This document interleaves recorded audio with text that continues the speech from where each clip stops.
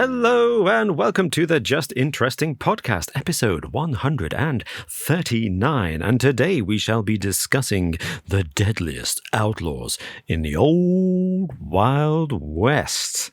Pew, pew, pew, pew, pew. That is the sound of gunfire, folks. That is what the authentic experience of a duel at noon, high noon, would sound like, courtesy of Alex.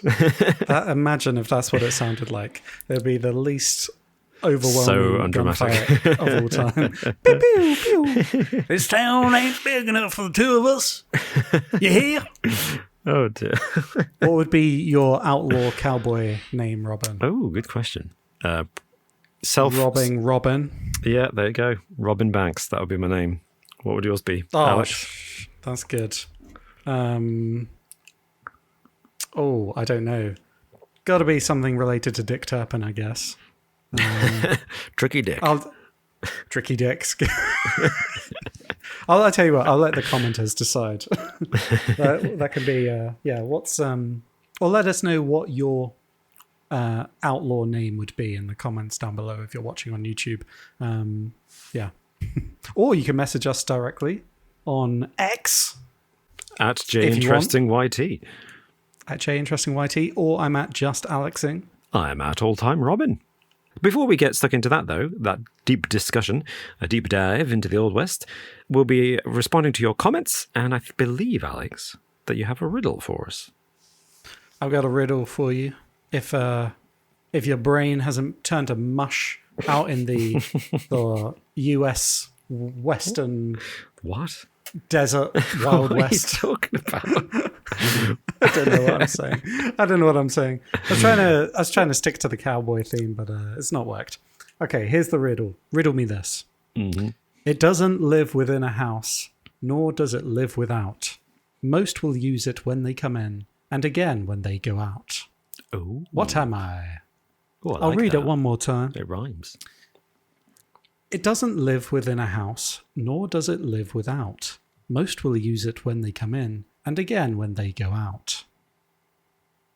What am I? I have an idea, but Okay, all right. I don't know. I wish I could say that there was a Western theme to this, but there isn't really. But they did have these in Wild West times, so... Porches. I'm a porch. Maybe. Well, you'll have to wait until the end of the episode, and I'll give you the answer then. Stay tuned, folks. In the meantime, before I ask you, Alex, to respond to any comments that have caught your eye in the past couple of weeks, how are you? I haven't asked you how you are. I'm not too bad. I've had a pretty eventful week. Yeah. Well, I mean, in preparation for this episode, I killed a man. Method, I like it. Me and Martin met at high noon. His suggestion, not mine. I didn't want to do anything. He shot first, missed, like an idiot. So Classic I Martin. aimed, put one right between his two front teeth. Yeah. Ooh, ow. So he's dead now. So sorry everyone. I wondered why I wasn't responding to my messages. Yeah, no. But it was all legal, though. It was all fine. Oh, actually, yeah, legal challenge. It was an officially challenged duel. Yeah. Self-defense, exempt under the law, of course. So that's what I've been up to this week. How about you?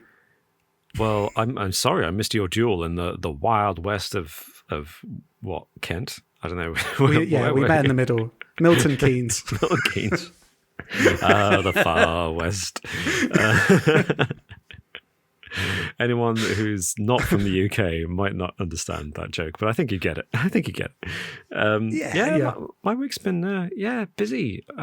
Busy. Just stuff, Alex. Stuff to do. Life is busy, and not in an exciting way, just in one of those everyday admin. Boring admin. However, I've been excited, looking forward to this, discussing the deadliest outlaws of the Old West.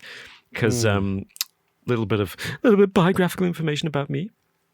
My dad was a big fan of the Wild West, so I grew up watching westerns, and he had a collection, actually, of original, lots of antiques, clothing, guns, when they were legal in the UK. Antiques. Oh, wow. Yeah. So he actually, at one point, in the 1990s, my dad had the largest private collection of Native American artifacts outside of the USA. Wow. Yeah. Wow, that's incredible. Yeah. But then we got poor and he sold them all so we could survive. So that was sad. But fair enough. Yeah, so I grew up very much with a kind of childhood. This is bring back memories of my childhood, and all these names are very familiar to me. What I didn't know that, though, because I was a child, and I very much Hollywood westerns of the 50s up to the late 60s, I guess, weren't really good on the whole accuracy. Making things miserable and grim. So I learned quite a few eye-opening things about these people preparing for this podcast. So I'm looking forward to finding out. So are you saying that Hollywood kind of whitewashed, is it? The actions of these people? Sanitized, definitely, yeah. I mean, sanitized, that's the word. Whitewash is something else, isn't it? Well, I mean, I've learned things this week as well. I've learned that Billy the Kid wasn't always a kid. He actually grew up. Did you know that? What? Did you know that? Shocking. He became a man. Surely that's what happened when he killed his first victim. Now you're a man, son. To be fair, if I remember correctly, he barely became a man by modern standards. So we'll get on to that. But before we do that, any comments you'd like to respond to? Yeah, so I've got a comment from our introduction video a couple of weeks back when we introduced the return, or not the return, something completely new, something brand new, Uncovered is back. Why did I say that? I mean, it's here. We launched a second channel and launched a video alongside it where we went ghost hunting in York, which was really fun. A very well-made video, I would say, Alex. You did a brilliant job on that. Well done. Thank you very much. But the comment I wanted to talk about was from Insanity Prevails. And it was a bit insane, but I loved the commitment. So they say, Uncovered is back. By the way, if you ever want to use your old song again, I asked a few times when you were still uncovered a few years ago, but nobody remembered the name. But I found it. It's called Secret State by David O'Brien. And I just went and listened to it, and wow, that brings back some memories. That was the song that I used in the wrapping up, the concluding summary and the title sequence of the Mystery Files on the old channel. And well done. That's insane that you managed to find it. So thank you. That is some impressive detective work. Yeah, really good detective work. I'm not sure if I would actually be allowed to use it. We were just talking about this, but I need to relicense it or something. If anyone did want to have a listen to it, we obviously don't have access to any of the videos anymore. But if anyone did want, I'd listen to the song and see if it jogs any memories. Secret State by David O'Brien. It is on YouTube. Yeah, because he's a professional musician. His music is out there. If you want, you can listen to it too. I've got a comment from Uncovered itself, actually, from that video, Ghost Hunting in the Most Haunted City in Europe, York. And this is from D.W. Duadius. I'm not sure how to say that name. You got to be careful how you say that name. Indeed. It could be dodgy. And they say, loved this, guys. I've been with you since the Forbidden channel that cannot be named, and really glad to see you grow and evolve better and better. Thank you for all that you do. Which is just a fantastic comment. Yeah. I mean, there are lots of great comments on that video, really wonderful comments, but that one really stood out to me as a very, very kind one. And the amusing thing of the channel that shall not be named shall never be named. However, Uncovered is our new channel that you can go and check out with a completely new name. We found a loophole, a way to actually be allowed to say it. I was just going to say how exciting it is that new channel was existing, and we're really excited to crack on with some new video ideas that we've got for it and projects in the work. It's an exciting time. If you haven't already, feel free to go and subscribe. Yeah, go over there, watch the video, subscribe. There'll be another video, or last week, it's just gone live, in fact, at the time you're listening to this podcast. And then future videos, as Alex says, that we make will go up on there. And the podcast shall remain on the Just Interesting YouTube channel, and Uncovered shall have all our little documentaries and video essays and things. Go over there, subscribe so you don't miss a thing. Now, I have another comment that I'd like to respond to from Vivian's Circle on our Halloween quiz, our live quiz on the YouTube channel last week. And Vivian Circle says, I didn't manage to catch the live. And the day that followed was so bad. Moral of the story? Oh, no. Never miss a live stream from these amazing people. Thank you, guys. Just what I needed to lift my spirits. So, sorry you had a terrible day, Vivian, but I'm really pleased that we were able to help cheer you up after your terrible day. And I hope everything's I don't like the thought that. I don't like the thought that if you miss a live stream, then that means you're going to have a terrible day. But I'm sure that's not the case. We do not subscribe to that theory. And never worry anyone about missing a live stream because it'll stay there. It'll always be there for you to go and discover it. So if you want to catch our live quizzes on YouTube, we plan to do one a month, pretty much at the end of the month, I think. Last week of the month. That's our plan. Last week of the month. Yeah. So go, keep your eye on the YouTube channel if you want to participate in the live quizzes. We involve people in the chat in the quiz itself. So yeah, enjoy this. Have fun. We enjoy them. Hopefully you do too. Yeah. Any other comments, Alex? I haven't got any more comments, Robin. I mean, there are loads of really lovely comments that I could go to, but so many. Yeah. I'm just very excited to dive into the main topic. Ooh. Okay then.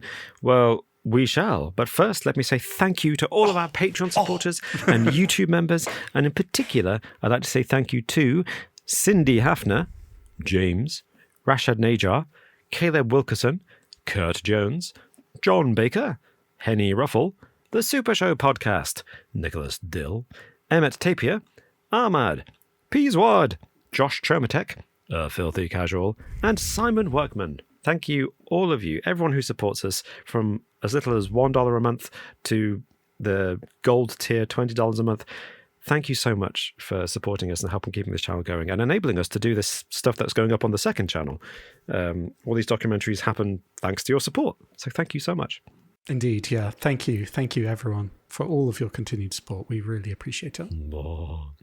Let us move on to the Wild West and the Deadliest gunslinging outlaws. Pew, pew, pew, pew, pew.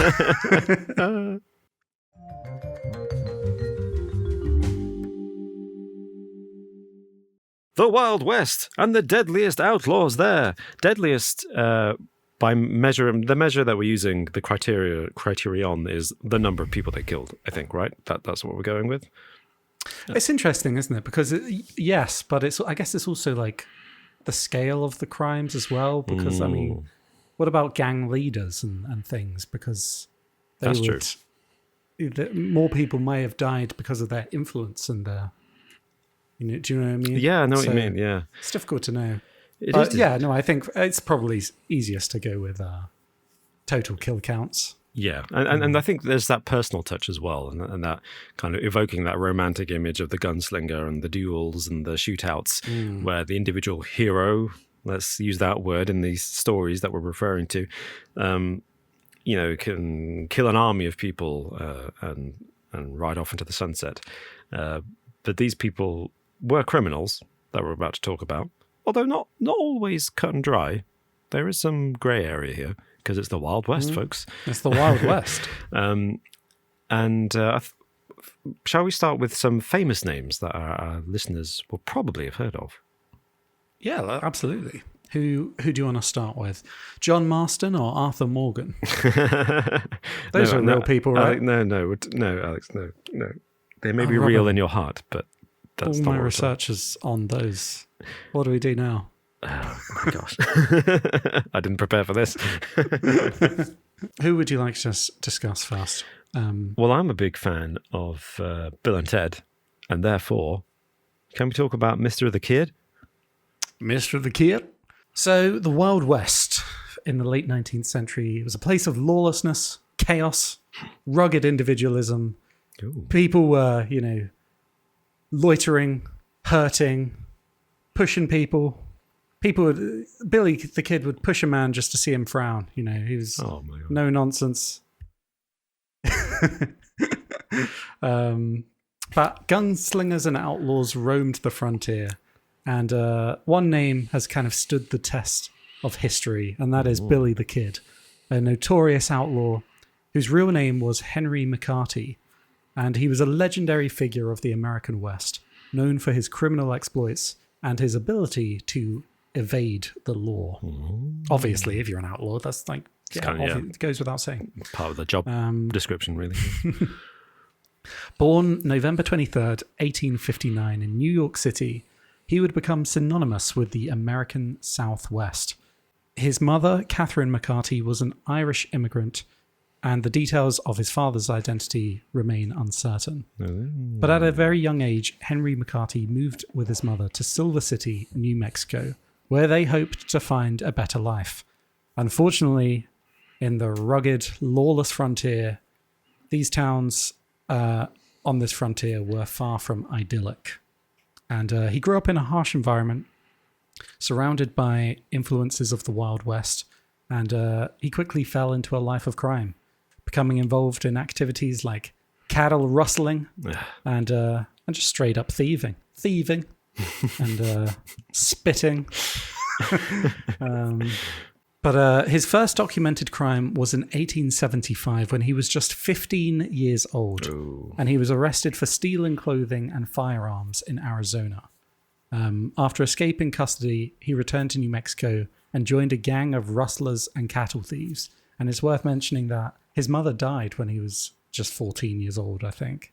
So he was then offered a room at not quite an orphanage, but he had to work for, to stay there basically.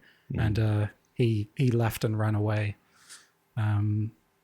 What he's most known for, out of all of his exploits, is probably the Lincoln County War.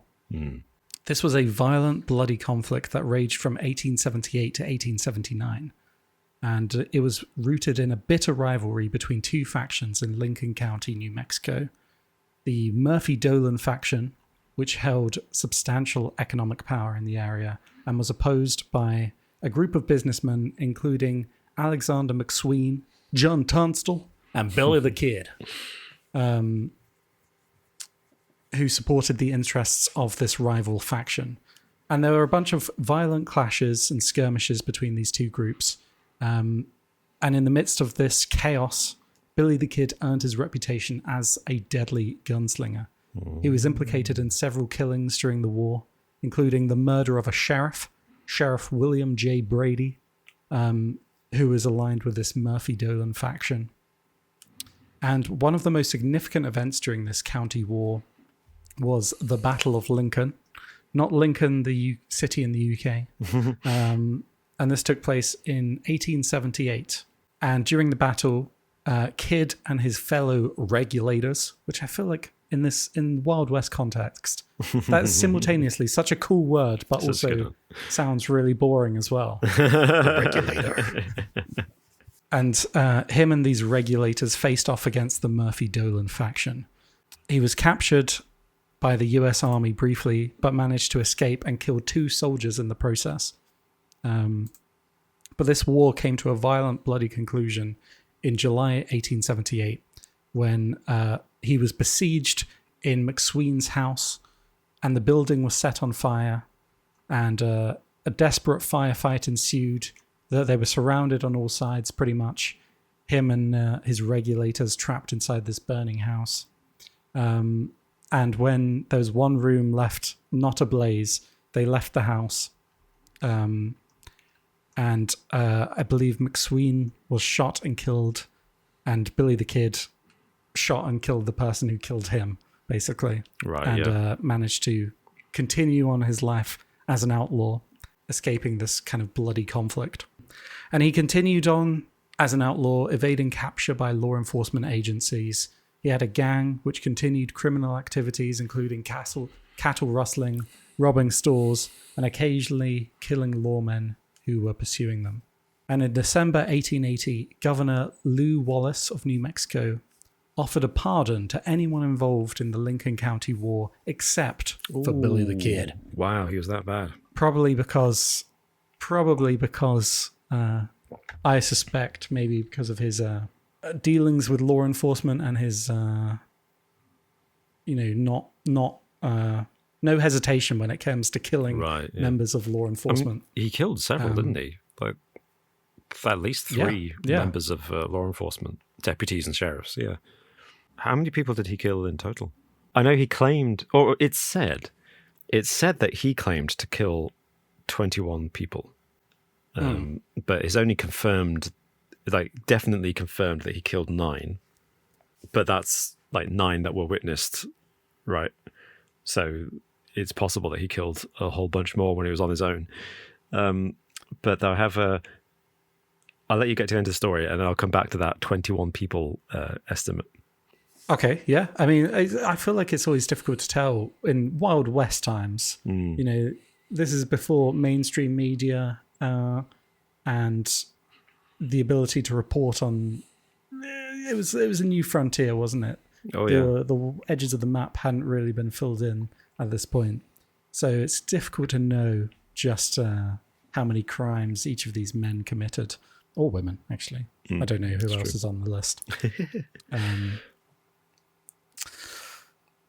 But the final chapter in Billy the Kid's criminal career unfolded on the night of July 14th, 1881, when Sheriff Pat Garrett and a posse confronted Kid at the Maxwell Ranch in Fort Summer, New Mexico.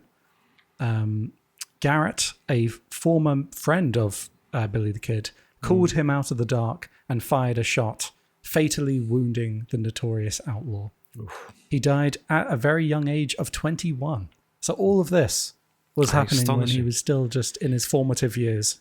He wouldn't be able to. He's barely old enough to buy a drink in modern day America. I know, and here he was. I mean, the way that I'm about to phrase that makes it sound aspirational. You can't even buy a drink. Look what Billy the Kid accomplished. I don't mean it like that at all. His death became part of Wild West legend, as we know. We're talking about it on a podcast some 140 years later. That's true, yeah. And despite his criminal activities, he remains an intriguing figure in American history. Bit of a folk hero, kind of a Robin Hood almost. Yeah. I don't know. Did you have any more info on him that you wanted to bring up? Yeah, like I said, there's that figure of he claimed to have killed 21 people, but they can only confirm 9. However, I'm skeptical of that. And what he actually said was he boasted that he killed 1 man for every year of his life. But he claimed that before his final arrest and escape. And he turned 21 between that final arrest and escape and the time when Pat Garrett caught up with him and shot him. But famously, Pat Garrett did not sit down and talk with him. Pat Garrett just surprised him and shot him. Yeah. So it's not like Billy the Kid's final words were, "I've killed 1 man for every year of my life." He made that claim when he was 20 years old, at the very oldest, right? So people say, he claimed to have killed 21 people. I'm like, no, he didn't. He claimed at most to have killed 20 people. At most, he claimed 20 people. Right, yeah. But let's not forget, he was the orphan, uneducated son of Irish immigrants, cattle ranching and rustling. So are we really sure he knew how old he was? Do we know he could count very accurately? That is a very good point. One that we kind of take for granted in modern day because, like we always know the date and the time, and we know. Yeah, we have regularly. It's easy to know that sort of information. You don't have to be educated to know that, but I guess back in the day. Yeah. Maybe he didn't. Maybe he wasn't sure how old he was. So there's this kind of consensus, this accepted fact that he claimed he killed 21 people, whereas on one hand, I think it's impossible that he claimed that because he was 20 when he made that claim, that he killed 1 person for every year of his life. And the second thing is we don't know how well he could count. He only had to count up to 6, which is the number of bullets in his revolver. After 6, he'd be like, okay, now I need to reload. Did he ever have to did he need to count higher than that? I don't know. I'm being a bit derogatory, I suppose, but also, out of all the outlaws to make that claim, that's the least threatening out of any of the outlaws that we can discuss. Because it's like that would sound so much more threatening if it was coming from like a really old guy, like someone who's 90 years old. It's like Billy the Kid's claiming, "I've killed a man for every year of my life." Billy, you're 10 years old. That's nothing in this line of work. How does he rate in your? Good question. I'm kind of sympathetic towards Billy the Kid, like a lot of people are, because I grew up watching the Young Guns films and the film Pat Garrett and Billy the Kid from the film for which Bob Dylan wrote the song "Knocking on Heaven's Door." By the way, Really? Wow. yeah, Okay. he wrote it for that film. That's why it's like, "Mama, take this badge off me. I can't use it anymore." It's Pat Garrett saying, "I can't be a law enforcement officer anymore because I've killed my friend." It's a very it's a beautiful film, violent, but in a kind of beautiful way. Anyway, so I grew up with those films, and therefore I'm a bit sympathetic towards Billy the Kid being a bit misunderstood and, a wild youth in a horrible situation. I think he's absolutely a murderer and a criminal, but as you described, his life of crime began when his boss was murdered by a rival rancher, right? Yeah. And Billy the Kid and the other ranch hands formed this gang called the Regulators to get revenge for that murder of their boss, which in the Wild West was kind of how the law worked in their eyes. It's like, we can't go to the sheriff because the sheriff is in league with this other rancher who just killed our boss, so we're just going to go take the law into our own hands. And you're like, yeah, and that gang that they were against, they were just they were like not against the law or anything. They were just like an English business, like people that came into town and wanted to change things. So Billy the Kid really was kind of, at first he was kind of innocent, a wronged man in a certain sense. But obviously at a certain point he killed too many people at a certain point to really to really sympathize with him by the end. Sympathy, yeah. Yeah, I mean, troubled upbringing, but then how many people also had troubled upbringings at that time? That's true, yeah. And didn't turn into legendary outlaws.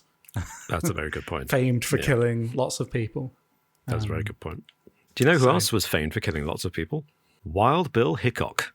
And I just want to mention Wild Bill. He's got Wild in the name, so he's called Wild Bill, yeah. But Wild Bill Hickok called himself Wild Bill, which is always a good start. He didn't earn it. He started calling himself that in 1861. Oh, that's a bit weird. At the ripe old age of... hey, Bill, what are you drinking today? Wild Bill. You can call me Wild Bill. Call me Wild Bill, yeah. Well, his name wasn't Bill. His name was James. His name was James Butler Hickok. His dad was called William, so he called himself Wild Bill in kind of honor of his dad. He took his dad's name when his dad died, when he was James was just 14, 15 years old. Again, similar thing to Billy the Kid there. Running theme, yeah. Yeah, Wild Bill in his lifetime was famed as this great gunslinger and killer of dozens of people in duels. But in reality, he only killed 6 or 7 people. It's interesting how the stories can kind of change over time and how legends are born, basically. Yeah, yeah. People just retelling stories and changing little details over time. Exactly, but he allowed these stories to develop in his lifetime. He was aware of them and didn't deny them or try to play them down. And I wonder if he did that partly as a kind of like, in the Wild West, is it useful to let other people think you've killed dozens of people when actually you only killed a few? And some of the people he killed... this was a man who changed his name from James to Wild Bill, unprompted. So I can totally believe the fact that he's quite happy for people to think he's a notorious Wild West gunslinger. Speaking of Bills, Wild Bill Hickok, when he was 18, joined the Free State Army in Kansas, and he met a 12-year-old Buffalo Bill, who obviously go on to become super famous. So, in fact, Wild Bill traveled around quite a lot. He was in Kansas. He went to South Dakota, which I think is where he died, in the town of Deadwood, after he was gambling, playing poker, and the man he was playing, called Jack McCall, who was losing, just killed him at the table. And legend says that Wild Bill was holding 2 pair black aces and 8s, a dead man's hand. Oh, yeah. So that's cool. That's cool. Where it comes from. In Deadwood. Yeah, holding a dead man's hand. Exactly. He's an interesting fellow, Wild Bill, because he was a bit of a folk hero in his lifetime. His parents were abolitionists and probably part of the Underground Railroad, helping slaves escape. And this Free State Army that Wild Bill joined when he was 18 was actually an anti-slavery vigilante group. Wow, interesting. Yeah. Okay. And then he joined the army during the American Civil War. And then in 1861, he became a professional gunfighter and gambler in 1861 after killing a man called David McCandless, who was a leader of a notorious gang. And David McCandless was threatening a man, trying to extort money from him. Which is just, to be fair, it seems like the man that David McCandless was threatening did actually owe David McCandless money. But David McCandless was such a notorious brute, violent criminal in his own right, that things got serious and Wild Bill killed him. And this was the first person that Wild Bill killed. In fact, he felt so bad about it, he visited McCandless's widow, said sorry, and gave her all of his money. Wow. Yeah. Wow, okay. So then this is when he started calling himself... This was after his time in the army as well? This was when he joined the army, around the same time. Yeah. 1861. Right, okay. So the Civil War ended in 1865. So then he became kind of a professional gunslinger and scout and gambler, and he got into a bunch of duels, most famously with another gambler called Davis Tutt, which was, I think, probably the original high noon town square duel that kind of gave birth to all the legends of a quick draw duel. Wow. But from the age of a teenager, Hickok was known as like a dead shot. He was a very good shooter with a pistol from when he was a very young age. So poor old Davis Tutt didn't really know what he was getting in for. And what would be your tactics in a duel? What do you shoot first? Or do you wait for them to... My reflexes are too slow. I would want to be honourable and wait for the signal, right? Whether it's the chime of 12 or someone saying go or throwing down the hanky, whatever the signal is, I would wait for that and almost certainly be too slow. So I probably have to cheat and draw just before, and then I'd get killed by the seconds saying you cheated. What would you do? Duck for cover immediately. That would work. Go prone, and then fire from the ground. I dodged the bullet, basically, is what I'm saying. But that's really cool, though, that that was the original high noon duel, basically, between him and who?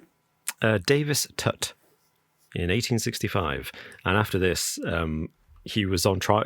He was accused and arrested for murder, put on trial, but acquitted on self-defense grounds, even though, in fact, technically it was on like the law of fair fight, because the judge ruled that he couldn't technically claim self-defense because he didn't have to go into the duel. He could have turned the duel down. But once he was in the duel, the jury said it was a fair fight. The other man knew what the risks were, so they cleared him. Yeah. And after the jury were like, it's called the Wild West for a reason. Yeah, exactly. And so this is just what happens here. And this is when he gave an interview. Texas justice. An interview to a magazine, and then he became celebrated and famous. And the story in the magazine, I think, was when they started to claim he's killed hundreds of people. But some of the stories about him we know to be untrue because we know what he was actually doing at the time. And I think some of the stories, supposedly, these adventures he went on where he killed people in these exciting duels, took place during a period of 4 to 6 months when he was basically bedridden after being attacked by a bear. Oh. Yeah. Oh, yikes. Yeah. A bear that's not what you want. Slashed his face, crushed his ribs, and bit his arm nearly off. And he was recovering for several months. And then he became a US Marshal. Then he killed people basically as a bounty hunter. But he only killed 6 or 7 people. So he's got this reputation, this legend of having killed hundreds of people in duels all over the place. But whilst he did get into duels, he didn't actually get into many of them. But everyone he got into was incredibly high profile because he was such a celebrity from the beginning. And he died at the age of 39 in Deadwood, having beaten a gambler a little too sorely. I mean, that's it's sad that he died so young, obviously, but also that is a pretty cool way to go out, isn't it? As a after winning a hand in poker. Yeah. In a town called Deadwood. Yeah, it's badass. He also, as a marshal, shortly before his death, encountered an outlaw that we'll mention, I think, later in this episode, who may actually have a serious claim to being the deadliest outlaw in the Wild West. But before we get to him, if you don't mind, I'd like to talk about another person called... Please do. Also called Wild Bill. Not to be confused. For God's sake. Yeah. And this is Where's Wild the imagination, guys? Wild Bill Longley. Not quite as catchy, I think, as Wild Bill Hickok. And unlike Billy the Kid, who kind of fell into crime as a victim almost, Wild Bill Longley was just a horrible, horrible person. Just generally bad person. He went by many names, including, as well as Wild Bill, he went by the name of Rattling Bill, Bill Black, Bill Henry, Bill Jackson, and Tom Jones was one of his aliases. And his one true love, Delilah. Yes. He killed his first man at the age of 16. And he was from Texas and strongly against the liberation of black people, and just really didn't like black people. And he was known for just whipping black people he came across in the street. Most of his life was spent harassing and murdering African Americans. Wow. Yeah. What a horrible person. Yeah. And he did kill white people too. Just to balance things out. To balance things out, I guess. So the difference being that he may have had a reason to kill some white people, whereas he had no reason to kill black people. He just liked doing it, including freed slaves. He once killed 2 black men in Lexington because they were slaves who'd just been freed. He killed a police officer who tried to arrest him. I think the policeman was black too, actually. He was a quick draw, a fast draw. He was known for his accuracy and the speed of his pistol drawing. And he finally kind of may have met his comeuppance when he decided to kill a priest. Just when you think it can get any worse, he killed a priest. And he killed the priest because... He's definitely... Just in case there was still a slim chance he might be getting into heaven, but he just wanted to eradicate any possibility of that. He shot and killed the Reverend William Lay in Texas whilst the Reverend was milking a cow. And the reason for killing the Reverend was that the Reverend basically had turned Wild Bill in to the authorities, mainly because Wild Bill was pursuing a woman who the Reverend's nephew was also romantically involved with. Wild Bill Longley escaped by setting fire to the jail, actually. So he kind of burnt the wall of the jail and ran through the hole in the wall. That's a risky move. That can backfire. It really could, yeah. And now the room I'm trapped in is on fire. But if I don't burn first, it's me or the wall. One of us is going to burn first. And yeah, he got out and then went to take his revenge on the Reverend for turning him in. But he was finally caught and began writing letters to the newspapers and writing to the governor asking for clemency and saying, don't sentence me to death for killing 32 people, because this other fella from Texas, who we're going to talk about next, I think, killed more people than me and was only sentenced to 25 years in prison. Saying, I didn't kill as many people as this guy, and he didn't get sentenced to death, so why should I be? However, his plea fell on deaf ears, and in 1878, he was hanged, and in a small bit of poetic justice, perhaps. He was 6 feet tall, just over 6 feet tall, and they slightly misjudged the length of the rope, of the noose. So when they hanged him, instead of his neck snapping or being strangled to death immediately, he landed on his feet. Oh right, okay. But instead of, cutting him loose, bringing him back up and releasing the trapdoor again on the gallows, they just grabbed the other end of the rope and like a pulley yanked him up slowly. Oh, no. And and apparently it took 10 minutes.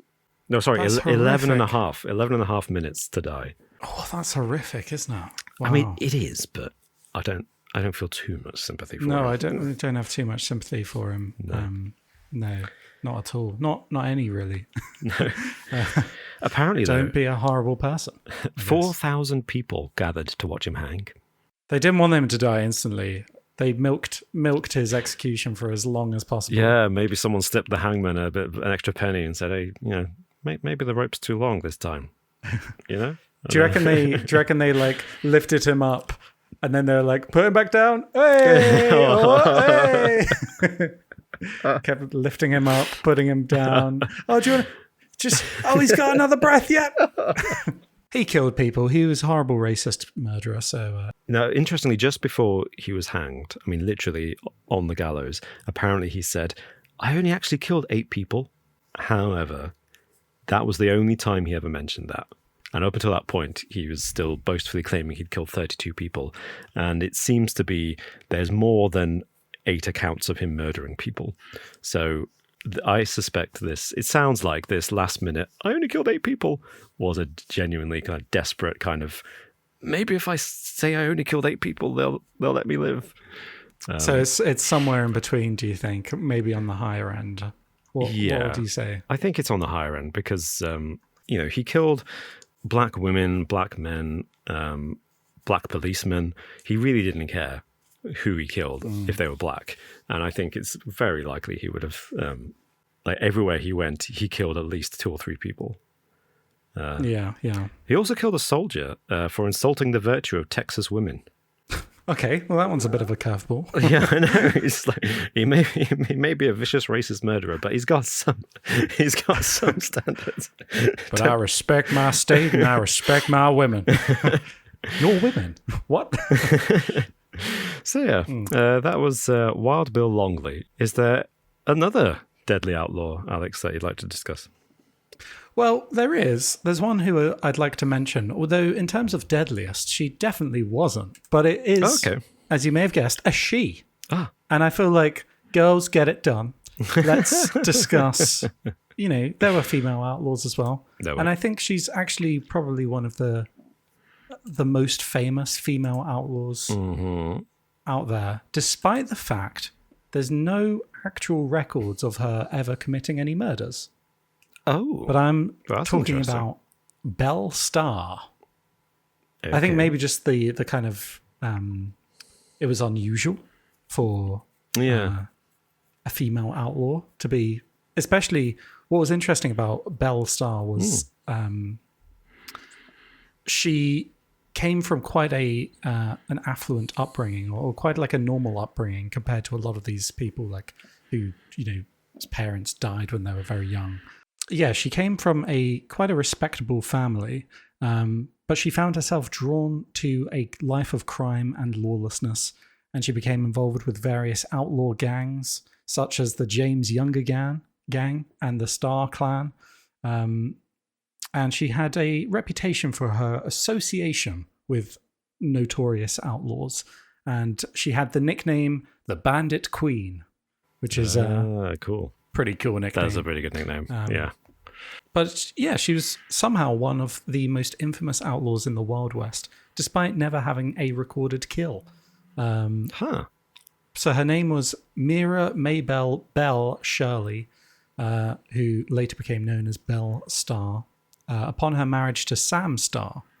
And she was born in 1848 in Carthage, Missouri.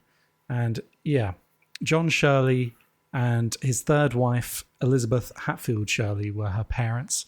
A pianist. She was a pianist, and she grew up in a household with her parents and other children, including half-siblings from her father's first marriages. Her elder brother, John Addison, influenced her greatly. And the fact that she grew up in the years leading up to the Civil War in the contested Missouri territory kind of affected her upbringing as well, somewhat.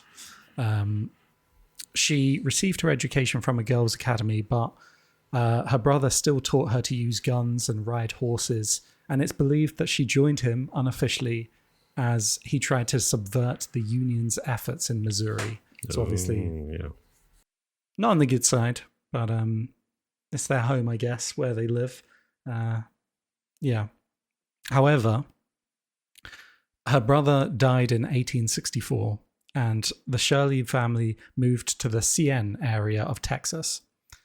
And there Belle met Jim Reed, marrying him in 1866. In 1868, she gave birth to her first child, whom she called Pearl. Oh. And a second child called Eddie was born in 1871. But throughout her adult life, she consorted with criminals, and Reed and his family fled from the law numerous times before he was killed in 1874. So this is her first husband. And legend has it that Belle joined in on her husband's nefarious activities. But this again is just all based on stories after the fact, because there's not a huge amount of evidence to suggest that she actually did. Rather, some historians suggest that she wanted to live a life of quiet domesticity. However, in this part of the world, in the situation that she's just got herself involved with, she just somehow became a legendary outlaw. It's almost like, despite her best efforts, she just became a legendary outlaw. Oh, poor thing. In 1880, she married a man called Sam Starr, who was a Cherokee and part of the Starr Gang. Together, they lived on Cherokee land, harboring criminals like Frank and Jesse James at their home. In 1883, Belle and Sam were convicted of stealing horses. Each spent 9 months in jail in Detroit before returning to Indian Territory. By this time, she'd become known as a well-known felon, basically, and her notoriety was growing over suspicion of other crimes that she may have committed as well. She reputedly carried 1 or 2 pistols and wore gold earrings and a man's hat with feathers, and she was arrested twice more, but was never convicted again. Her husband, Sam Starr, was killed in 1886, and Belle went on to live with Bill July on Cherokee land. Okay. However, towards the end of her life, she allegedly reformed, refusing to shelter criminals in her home. Yeah, and then eventually the person that she was living with, Bill July, was arrested for horse theft, and she apparently didn't come to his aid and defend him in any way. So, however, much like many of these outlaws on the list, she didn't live to a ripe old age. She was sadly shot to death on February 3rd, 1889, near Fort Smith, Arkansas, just before her 41st birthday. And it's thought that she'd cultivated some enemies over the years, including, sadly, her son Eddie and daughter Pearl. And apparently a farmland tenant was viewed as the murder's primary suspect, to someone living as a tenant nearby, basically. A neighbor. Yeah, so Edgar Watson, who rented land from Belle, was a fugitive wanted for murder, whom she kicked off her land once she discovered his history. So I guess it's a comeuppance type thing. If she harbors criminals on our land and then decides to kick them out one day, then she's made enemies with criminals, who are pretty dangerous people to have enemies. Yeah. Have as enemies. But he was eventually released, and there were no witnesses to the crime. So it's a bit of an ever-long mystery that no one knows the answer to, who killed Belle Starr. But there you go. Just goes to show that there are legendary outlaws out there who there's literally may have just been trying to live a normal life. Yeah, I guess because she was a woman, she became infamous more quickly. No, thanks for doing that. Because that's I'm glad I didn't think to bring any female outlaws to the table. So thank you. But I've heard of Belle Starr, and I think she's probably one of the most famous female outlaws like that people think of. Yeah. So I think it's interesting that I didn't really know anything about her story. So I think it's interesting that she's so famous or infamous, despite the fact it was almost reluctantly. almost didn't do anything. Almost, kind of wasn't that bad. She just associated with criminals. Yeah. Which I guess was her real undoing. I mean, it was, because as soon as she decided not to associate with them anymore, it's thought like one of them came back and killed her. But who else have we got left on the list? There's got to be some maniac out there. Well, there is one that we definitely should talk about, and I've alluded to him twice already, because he met Wild Bill Hickok, and he was the person that Wild Bill Longley was referring to in his pleas for clemency when he was arrested, and saying, "Don't give me the death sentence because this other fella killed more men than me." And that other fella was John Wesley Hardin, who was born in 1853 in Texas and made it to the ripe old age of 42, actually. In not bad. 1895. Pretty good. Line of work. Although that may be partly because he served 16 years in prison. It's like fast travel. That's like cheating, isn't it? Yeah, a little bit. He was actually sentenced to 25 years in prison for murdering a marshal. So this is one of the reasons that Wild Bill Longley's pleas for mercy fell on deaf ears, because he was saying, you only gave him 25 years in prison for killing loads of people. But actually, John Wesley Hardin was sentenced to 25 years in prison for killing one person. One person, right, okay. Which was a marshal. And they did know, by the time he'd done this, that he'd killed many other people. Again, he started young. He was 15 when he killed his first person, shot a former slave 5 times in the chest. The slave attacked him, because apparently they'd had a kind of a wrestling match the day before, which Hardin had won, and the slightly older slave begrudged him this and attacked him the next day with a stick. And what's the best way to defend yourself from a man with a stick, Alex? You shoot him 5 times in the chest. Yeah. Don't bring a stick to a gunfight, I guess. Yeah. And Hardin seems to have specialized in surrendering himself to the police and then escaping, or not just escaping jail, but doing that classic thing of surrendering with the pistols held out butt first, but the barrel's pointed towards him, but his fingers are in the trigger guards. So at the last minute, spins them round. Spins them round. Yeah, and shoots the people who he's surrendering to. And he seems to have done that quite a few times, kind of a trick he did. And interestingly, in the dueling community, that's known as a dick move.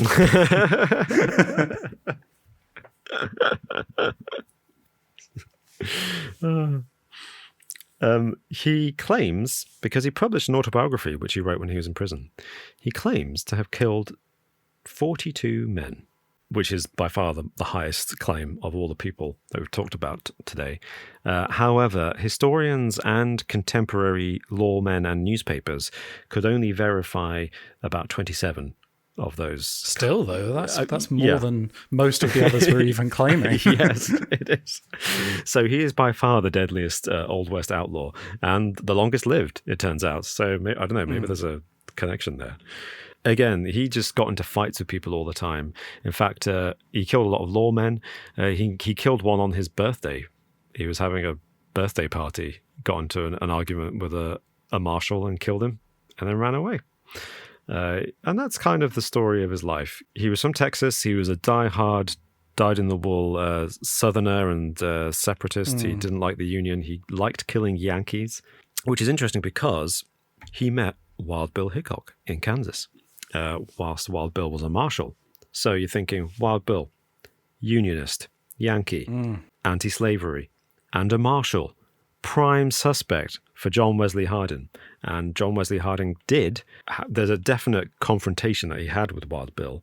No deaths, no murder, didn't kill Wild Bill. Interesting. Why? Yeah. Well, according to both of them were partial to a high noon. Yeah, they were. Yeah, draw. Yeah. So, well, as far as we can tell, because it's in his autobiography, but also other people who knew Hardin have backed this up. He just respected Wild Bill. Fair enough. Again, like the Wild Bill let this kind of fictional version of himself, spread in all the newspapers and the stories. And I guess it served him well here against the deadliest outlaw in the Old West, who believed these stories enough to be like, Wild Bill, he's a cool dude.